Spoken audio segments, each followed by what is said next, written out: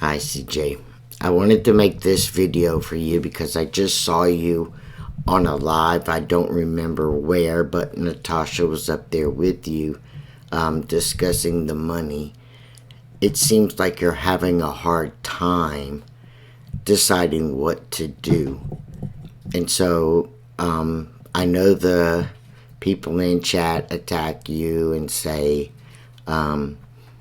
send her money back. Who, you don't have the right to take it. And they're coming down on you pretty hard on that. And I know that's the reason that you're having a hard time with the subject. And then you get up on the panel over there, and I clearly heard her several times state that it was a gift. And my point in mentioning that is, if I had not heard her say that specifically, then I probably could understand a little more why it would be such a big deal. I can only talk about gifts from my faith perspective. And that aligns with what most people are telling you. In my faith, and don't use my faith against me, because I don't use my faith against anyone else, because I'll make it clear right now, God exists in all of our faith, and so does Jesus. So if you're one of those people who think that Jesus is not in my faith, you would be very wrong. And that's the end of that part of it. But the truth of it is, if someone gives you a gift, it is a gift that you now own, and now it's your property. So if I give you a gift, we're just going to be example. I'll give a big example. If I handed you $1 million as a gift, you were walking down the street, I handed you an envelope, and I walked away. It's $1 million when you open it. Are you going to turn around and chase me down the street? Probably. But I don't want it back.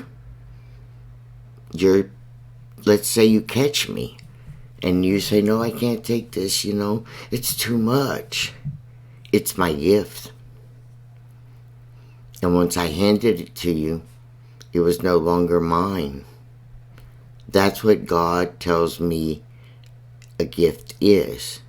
Something I'm giving to you that I do not expect back in return, or should expect it back in return, because those are considered good deeds.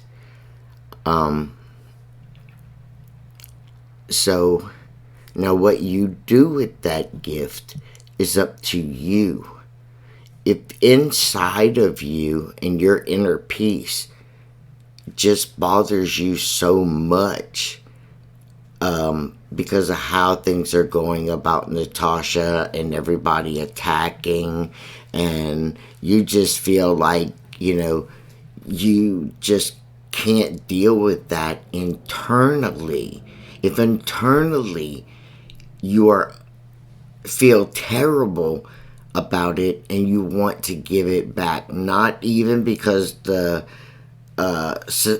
people in the chat were saying it, but I'm gonna call it as you had a little fallout with her for whatever reason, and that is what makes you feel internally bad, and you want to give it back because that makes you feel internally at peace.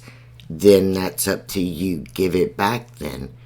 But if that's not the case, and it's just people yelling at you that's making you think, or pressuring you in to thinking that, then You need to go with a gift is a gift, and do what you need to do with it. She gave it to you freely. She admitted it today at least 6 to 7 times, for whatever her reason was. Just to be nice. As people are saying, she used it to hold it over your head. No one has validated proof to say that. They can say, that's her behavior from the past, and it might be. But I'm talking about further than that. I'm talking about your inner peace. And your inner peace seems to be disrupted because you give it back, you back away, you do it again, and then you back away. So I think instead of making decisions right away, you should take some time to think about it. But if your inner peace is truly just disrupted, then you just go with your own inner peace. That's the big key. I saw you in the room, and then you left, and then the money came back, and the whole thing went crazy again. And I kind of looked at it like you couldn't face her at that moment because you didn't know how she was going to react. Was she going to jump on you? Was she going to, And so I think you do fear her a little bit in her reactions, and that's understandable. And I think, there's a lot of that as well, because you go over here. I think it's free. You're free to go wherever you want to go. That's called free will. I go everywhere I want to go, even if people don't like me. So